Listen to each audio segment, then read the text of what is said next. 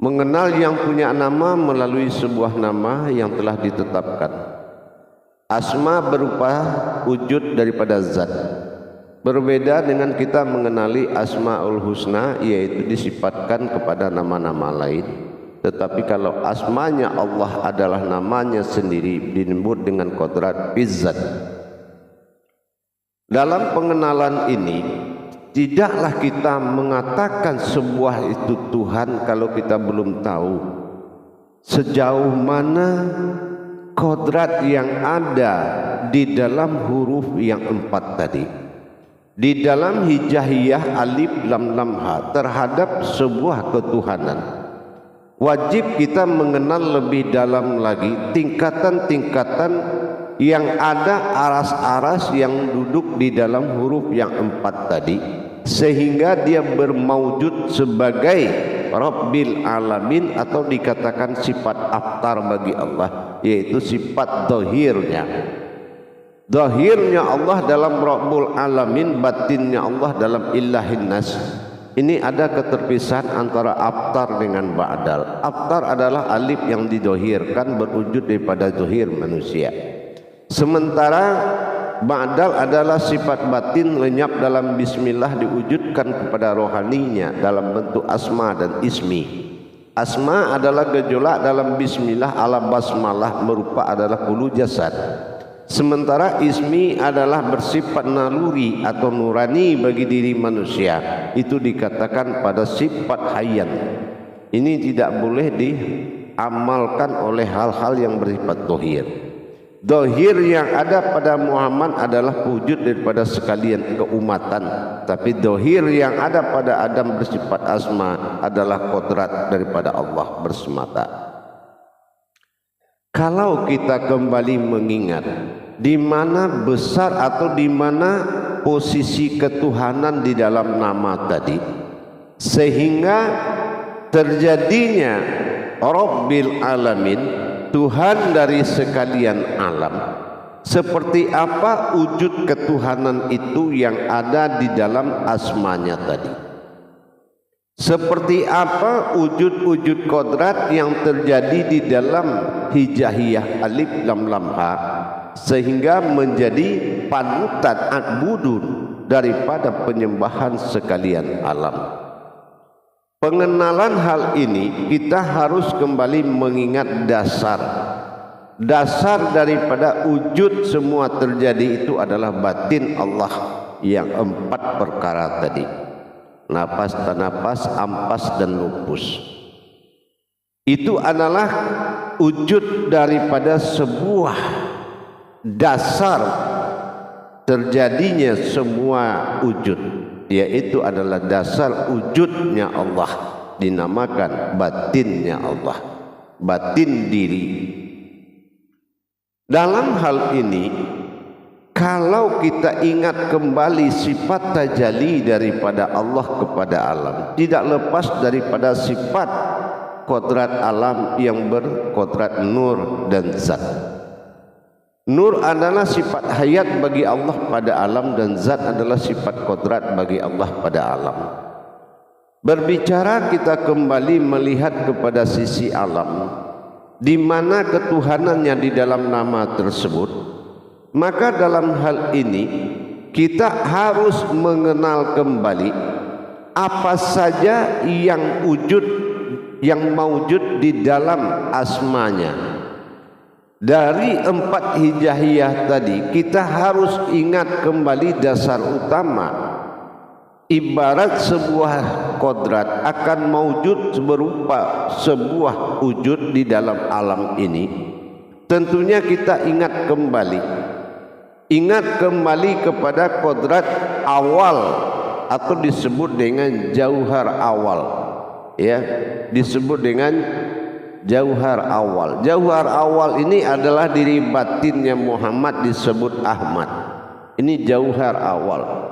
Ini yang dikatakan Ruhul Kudus. Jadi lah wujud daripada mawujud Allah pada alam itu disebut dengan Ruhul Kudus. Ruhul Kudus adalah kesucian batin yang sangat suci yang diadakan sebagai batin dirinya Muhammad. Muhammad batinnya adalah Ahmad, batin Ahmad adalah Ahad. Tapi dalam perjalanan ini nyata sudah perjalanan batin Ahmad dinamakan Rohul Kudus. Rohul Kudus inilah yang akan menjadi sebuah diri disebut dengan diri jauhar awal atau dinamakan jauhar basita. Jauhar basita ini adalah sewujud diri namanya. Kalau dia berbentuk ayan kerajiah, tapi kalau dia berkodrat disebut ayan sabitah. Ini berawal dari nama diri jauhar. Jauhar ini adalah diri Muhammad awal. Nah, diri Muhammad awal yang wujud dinamakan dengan Ahmad.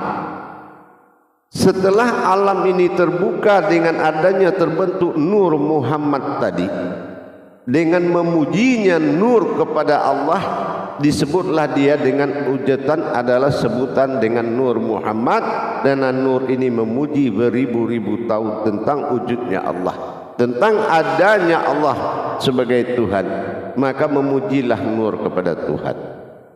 Tapi karena Allah maha dengan segalanya, maka Allah menetapkan ketuhanannya pada Nur, ditetapkan ketuhanannya kepada Zat, ditetapkan ketuhanannya kepada batin, ditetapkan ketuhanannya kepada sir sebelum manusia mengalami masa bertuhan.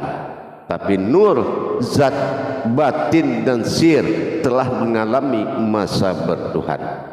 Apa yang dikatakan masa bertuhan?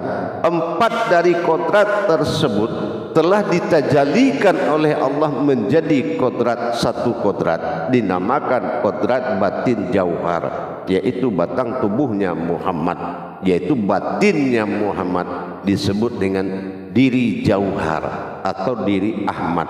Kalau di alam ini dinamakan jauhar basita, yaitu diri yang menjadikan semuanya.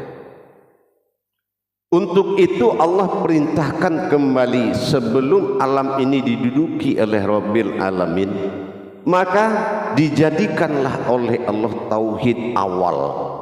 Apa yang ditauhid awalkan? Nur yang awalnya berdiri sendiri, dia harus mengatakan pemujiannya melalui syahadatnya. Maka dia mengatakan syahadat awal kepada Allah bersifat pada nur, yaitu la ilaha illallah Muhammad wujudullah. Maka setelah diakui oleh wujud nur yang ada awal sebelum semua terjadi, maka awal alam adalah nur, maka nur bersyahadat kepada Allah yang menjadikan bahwasannya dikalamkan kalam batinnya dengan bahasa la ilaha illallah Muhammad wujudullah. Jadi jadikanlah aku Muhammad yang memujimu ya Allah. Jadi situlah maka Allah menetapkan kembali kepada sifat nur terhadap kodrat yang diberikan nama Muhammad. Maka kodrat nama Muhammad, jadi Nur Muhammad ini bersahadatkan kembali kepada Allah dengan mengatakan la ilaha illallah nur haqqullah. Maka terjadilah Nur Muhammad dari awalnya nur yang memuji, bukan Nur Rasulullah, tapi namanya Nur Muhammad, nur awal yang terjadi. Tapi dengan sudah pengakuan dan persyahadatan disatukan oleh Allah kembali menjadi Nur Muhammad, maka dikatakanlah syahadatnya la ilaha illallah nurul haqqullah. Jadi setelah menjadi Nur Muhammad, maka diwujudkanlah kepada zatnya Allah, maka Allah menetapkan kepada nur luput di dalam zat. Maka zat ini akan menyampaikan pernyataan syahadat kodratnya kepada Allah, la ilaha illallah Muhammadun astaghfirullah. Sungguhnya atas ucapan dan kejadian awal yang dia alami, disitulah mohon ampunnya kepada sifat Allah dengan kodrat Muhammad, dan menyatakan kesalahan telah mendahului alam daripada nur. Inilah akhirnya batin yang telah dilenyapkan zat ke dalam batin dengan syahadat tersebut, maka Allah memerintahkan beralapa dan bersatulah sujud batin kepada Allah dengan mengatakan la ilaha illallah huwallahu ruhum. Jadi dengan la ilaha illallah wallahu ruhum, maka semua kembali menjadi wujud batin menjadi satu. Maka di dalam satunya wujud batin awal menjadi Ruhul Kudus tadi, maka Ruhul Kudus juga mengucapkan suatu syahadat kepada Allah dengan mengkalamkan kun sholli ala Muhammad, maka jadilah sesungguhnya asalnya bernama Muhammad. Nah, jadi terjadilah Ruhul Kudus, ruh suci yang dikatakan dengan batinnya Muhammad atau dikatakan dengan kalam wa ruhul ruhum. Nah, inilah illallahu wallahu ma'ruhum. Jadi kalau sudah batin menyatakan asal usulnya itu menjadi kodrat yang dinamakan Muhammad, maka jelaslah bahwasannya semua yang terjadi itu yang sifatnya batin adalah umat. Dikumpulkanlah semuanya menjadi kodrat umat. Nah, inilah yang akan dizahirkan oleh Allah untuk mendapatkan tajalli ketuhanannya kepada alam. Setelah satu menjadi diri jawhara awal, inilah yang akan maujud. Kalau dia maujud berbentuk, itu diberikan nama oleh Allah, yaitu penampakan yang dihalalkan. Inilah yang dikatakan ahyan karajiyah. Kalau dia ada hidup tapi bersifat sabitah, nah inilah yang dikatakan ahyan sabitah. Untuk itu dalam proses hakikat tadi, maka Allah menghimpun seluruh proses daripada empat nur tadi menjadi suatu kodrat. Inilah yang akan menjadi diri jauhar, ya, diri jauhar yang berasmakan Allah, yang menjadi ayan sabitah dan karajiyahnya Allah, yang menjadi diri batin dan sirnya Allah yang akan wujud di dalam kalam Allah alif lam lam ha. Untuk itu kita akan melihat apa saja kodrat-kodrat yang mewujud ke dalam alif lam lam ha, sehingga semua alam ini menyembah kepada wujud yang ada di dalam kodrat alif lam lam ha tersebut. Daripada hal-hal yang seperti ini, kita ingat rumus falakiyah menandakan jumlah 4 itu adalah kodrat. Jumlah 4 adalah kodrat. Di sini kita akan mengalami 4 kodrat dikali 7 kodrat yang akan masuk ke dalam kodrat alif lam lam ha. 4 pertama yang akan masuk adalah batin Allah, ampas, napas, tanapas dan nufus. Itu adalah alasnya, dasar awal hayatnya, yaitu dikatakan sebuah asma Allah itu izzatullah, alam izzat, karena yang memasuki pertama adalah batinnya Allah. 4 batin Allah, maka disusul oleh wujud asal alam mula jadi, yaitu 4 zat alam. 4 zat alam ini berdiri dalam kodrat alif lam lam ha, yaitu di wadi mani manikam. Zat yang 4 ini sir menjadi sebuah batin. Jadi zat yang 4 tadi sir atau lenyap, mewujud menjadi 4 batinnya Allah. Apa yang menjadi 4 batinnya Allah masuk ke dalam alif lam lam ha? Pertama, masuknya wujud dari segala muasal empat kodrat asalnya batin pada alam ini, yaitu pertama dikatakan batin sultaniyah, yang kedua batin mukhadiyah, yang ketiga batin diniyah, yang keempat batin ruhaniyah. Itu masuk lenyapnya di wadi manikam menjadi sultaniyah, menjadi mukhadiyah, menjadi ruhaniyah, ya, dan menjadi diniyah. Ini empat dasar wujud Islam itu terjadi dari kodrat tadi. Nah, dari kodrat tadi dia mewujud kembali menjadi suatu kodrat empat an-nazir yang mewujud pada diri, yaitu sifat melihat, sifat mendengar, sifat berkata, dan sifat merasakan. Ini akan masuk dari batin yang empat tadi yang mewujud di dalam kodrat diri alif lam lam ha tadi. Nah, setelah itu mewujud, maka kita lihat kembali kepada yang kelima, maka batin yang empat itu ternyata adalah empat kesucian, zat yang sangat suci yang jatuh ke dalam empat kitab, ya, itu adalah zat yang suci. Sultaniyahnya, muqadiyahnya, ruhaniyahnya, diniyahnya, ini menjadi zat suci yang menjadi kodrat kitab, tapi bukan asal kitab, tapi zat suci, ya, yang menjadi kodrat kitab yang jatuh kepada kodrat-kodrat Al-Quran, Injil, Zabur, dan Taurat.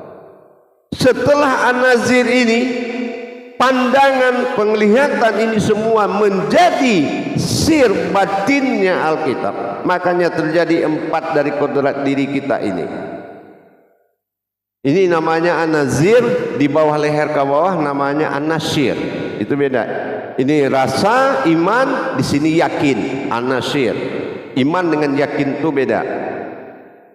Nah, setelah itu baru kita mengalami kedatangan empat daripada nur Alkitab tadi yang menjadi diri halus, yaitu diri jauharnya, asal muasal jasad. Ya, kalau kita kehilangan jasad, tapi yang asal diri tidak boleh, asal jasad tidak boleh kehilangan. Nah, di sini kita mengalami empat kodrat lagi yang masuk ke dalam empat hijahiyah lagi yang mewujud daripada nur kitab tadi. Maka ini yang dikatakan empat anazir jasad, ya, empat anazir jasad, yaitu berupa yang pertama ruh narun. Nah, ini warnanya merah, ya. Yang kedua dikatakan juga dengan nur Hamawaun, ya. Nur Hamawaun ini adalah warnanya kuning. Nah, yang keempat, yang ketiga nur Maun, warnanya putih, dan terakhir nur Turabun, ini warnanya hitam. Jadi inilah yang dikatakan nur diri, nur jasad, atau dikatakan dengan nur jauhar yang menjadi nur Muhammad. Empat nur Muhammad yang ada menjadi di wadi manikam asalnya tadi berwujud empat nur di dalam diri manusia. Makanya kalau kita lihat jasad kita yang sebenarnya, pasti nur yang empat tadi inilah. Dikala kita senang, aura kita beda, marah merah, takut putih, segala macam, marah bisa hitam, bisa hijau, wah, macam-macam.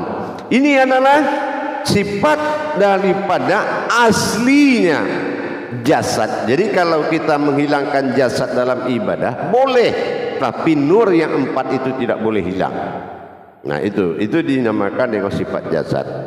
Yang ketujuh, yang terakhir, barulah masuk kodrat. Nah kodrat inilah yang menentukan maujud daripada 7 kodrat tadi, 7 kali 4 tadi. Ini yang bermaujud makom, berwujud makom. Makom pertama adalah dari yang 4 ini disimpulkan menjadi 4 makom asal muasal jadinya, yaitu apa? Dia terpecah menjadi 4 makom. Pertama ada di makni, yang kedua ada di kubah, yang ketiga ada di kolbi, yang keempat ada di jasad. Ini di wadi mani manikam. Maka dia masuk ke dalam kodrat daripada wujud yang 4 tadi. Maka dia mulai berkodrat, mulai berbentuk. Yang dikatakan makni itu kepala, tulisannya mim. Yang dikatakan markubah adalah ha, dada. Dan dikatakan kolbi adalah perut, itu ya. Dan dikatakan jasad, dal atau perjalanan atau maujudnya adalah jasad atau kaki atau perjalanan. Inilah yang menjadi kodrat mim ha mim dal atau Muhammad, jauhar basita. Inilah jasad yang berawal dari batin dan maujud menjadi batin. Inilah kodrat yang dikatakan atau Allah. Jadi kesimpulan kodrat Tuhan adalah diri, dan diri wujudnya adalah Tuhan. Nah inilah, maka berbedalah asma dengan kodratnya, yaitu diri. Jadi diri asma atau dikatakan dengan diri aftar adalah sifat dohirnya Allah yang diwujudkan untuk menyembah.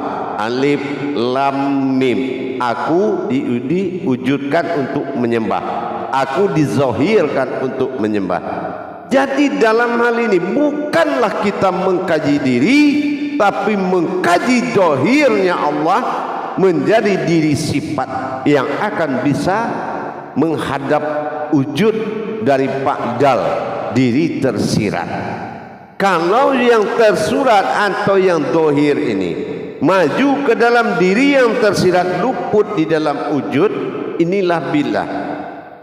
Bagaimanapun na'an amta'alaihim, aku na'an diri batin, ta'ala adalah Tuhan, ihim adalah diri. Tetapi ingat, dia harus bertemu dengan ghairil ma'du bi alaihim. Dia harus masuk ke dalam batin Tuhan.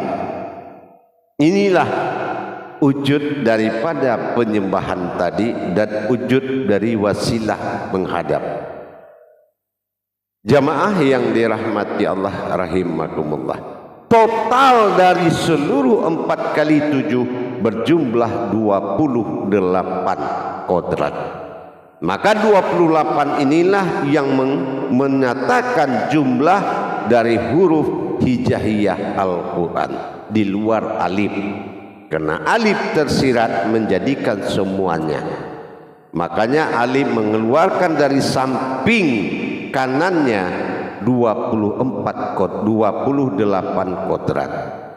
Ya, makanya kita menulis Arab itu ke kiri karena kita keluarkan dari kanannya. Jadi disinilah bahwasanya nyata sudah yang kita lihat ini adalah sifat syahudul kasroh bil wa'dah dan kusudul wa'dah bil kasroh. Artinya melihat kezahiran Allah dari diri dan melihat batin Allah dari kalbi. Ini adalah dikatakan diutamakan sekali oleh Allah Subhanahu wa taala bahwasanya wazahiru, ya ingat, zahiru rabbi wal batinu abdi. Artinya zahirmu menuju Tuhan, berkodrat Tuhan, dan batinmu berkodrat umat. Ini juga harus mengerti cara menjalankannya, ya, dan cara mentajalikan semuanya. Insya Allah di lain waktu kita akan belajar cara mentajalikan kodrat Tuhan di dalam namanya. Tetapi secara jabariyah saya sudah menerangkan, jangan kamu mengatakan nama Tuhanmu Allah kalau kamu tidak tahu rakitan wujud yang ada di dalam nama tersebut.